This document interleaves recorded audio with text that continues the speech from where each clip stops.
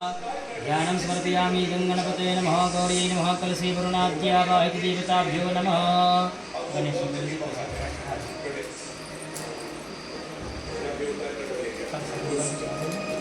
देवताभ्यो नमः गणेशाम्बिकाभ्यां नमः कलशे वरुणाद्यावाहित देवताभ्यो नमः गणेशां गणेशाम्बिकाभ्यां जगन्व्याय च अन्याय च बिल्वपत्राणि समर्पयामि भगवस्वात् गणेशाम्बिकाभ्यां नमः कलशे वरुणाद्यावाहित देवताभ्यो नमः ओम वीरं च गुलालं च चोभाजं गणमेकाय वेदेनार्चितो देवावतां प्रयच्छमेय वीरं गुलालं समर्पयामि। जी पप्पा आवे सन गणेश जी कलशा को सर्वोपचारार्थे नैवेद्यं समर्पयामि भगवस्वा गणेशाम्बिकाभ्यां नमः कलशे वरुणाद्यावाहित देवताभ्यो नमः। एक बार दोनों जगह जल अनेन कृतार्चनेन भगवस्वा गणेशाम्बिकेभ्यो नमः कलशे वरुणाद्यावाहित देवताभ्यो नमः। पान पत्ता लेके चढ़ा दी जाए।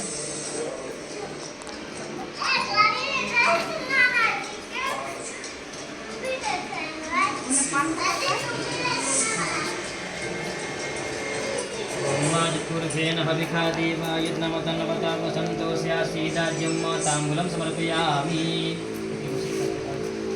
समर्पयामि।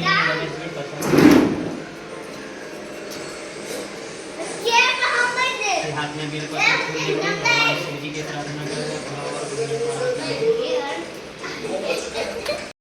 जी आधा घंटा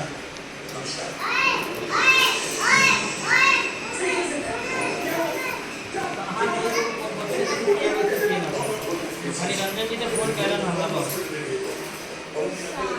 रंजन ना चल रही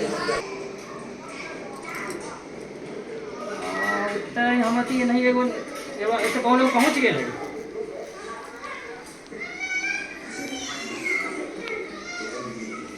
अच्छा ठीक है वहाँ कोई आधा घंटा में आएगा।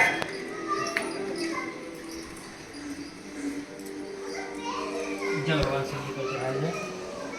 पयोदिव्यन्तरिक्षे पयोधाः पयस्वतीः प्रदिशः सन्तु मह्यं स्नानं समर्पयामि भगवते श्री शाम्बसदाशिवाय नमः सपरिवाराय नमः काशी विश्वनाथ महादेवाय नमः।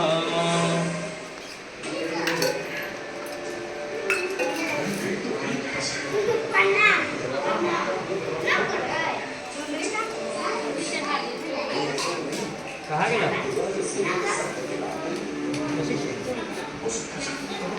शाम्बसदाशिवाय नमः चन्द्राय ओम मार्वांगं देवाय वनस्वामी चस्वामी भजेशो राजा विद्वान् ज्ञानमकेता चन्द्राय प्रणमामि भगवते श्री शाम्बसदाशिवाय नमः।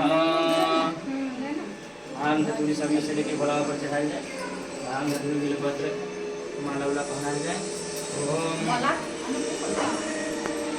ओम माल्यादीनि सुगंधीनि मालिक्यादीनि वैभवमया हितानि पुष्पाणि पूजार्थं समर्पयामि पुष्पं च पुष्पमाल्यं समर्पयामि भगवते श्री शाम्बसदाशिवाय नमः। नानाविधपुष्पाणि पुष्पाणि समर्पयामि भगवते श्री शाम्बसदाशिवाय नमः।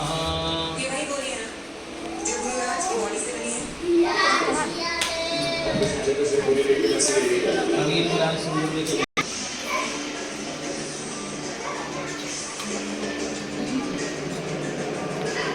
प्रसाद लेकर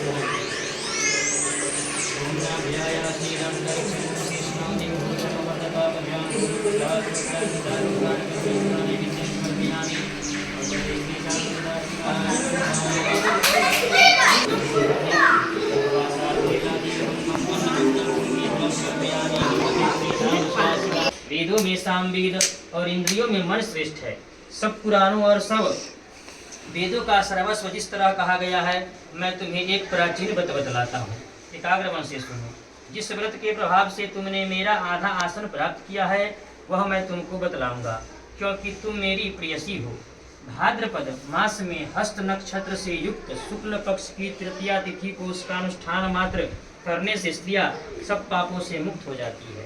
हे देवी श्रेष्ठ हिमवान नामक पर्वत इसके आसपास तरह तरह की भूमियाँ हैं, तरह तरह के वृक्ष इस पर लगे हुए हैं। नाना प्रकार के पक्षी और अनेक प्रकार के पशु इस पर निवास करते हैं। वहाँ पहुंचकर गंधर्वों के साथ बहुत से देवता, सिद्धचारण, पक्षीगण सर्वदा प्रसन्न मन से विचरते हैं। वहाँ पहुंचकर गंधर्व गाते हैं, अप्सराएं नाचती है, उस पर्वतराज रहते हैं और गंगा जल की ध्वनि सदा सुनाई देती रहती है। हे पार्वती, तुमने बाल्यकाल में ही उसी पर्वत पर तपस्या की थी। 12 वर्षों तक तुम उल्टी टंकर केवल धुआं पीकर रही, 64 वर्षों तक सूखे पत्ते खाकर रही। माघ मास में तुम जल में बैठी रहती थी और बैसाख की दोपहरिया में पंचाग्नि गाती थी। श्रावण महीने में जब जल बरसता तो तुम भूखी प्यासी रहकर मैदान में बैठी रहती थी। तुम्हारे पिता इस तरह के कष्ट को सहन को देखकर बड़े दुखी हुए। वे चिंता में पड़ गए कि मैं अपनी कन्या किसको दूँ। उसी समय नारद जी वहाँ पहुँचे। मुनिश्रेष्ठ नारद जी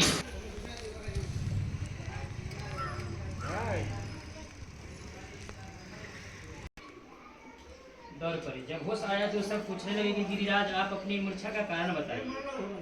हिमवान ने कहा, आप लोग मेरे दुख का कारण सुने। न मालूम कौन मेरी कन्या को हरण करके ले गया है। ऐसा नहीं हुआ तो उसे किसी काले सांप ने। हिमवान तुम्हें वन वन खोजने लगे। वह वन भी सिंह, बालों, हिंसक जंतुओं से भयानक था। तुम भी अपनी सखियों के साथ भयानक वन में चलती चलती एक ऐसी जगह जा पहुंची जहाँ एक नदी बह रही थी।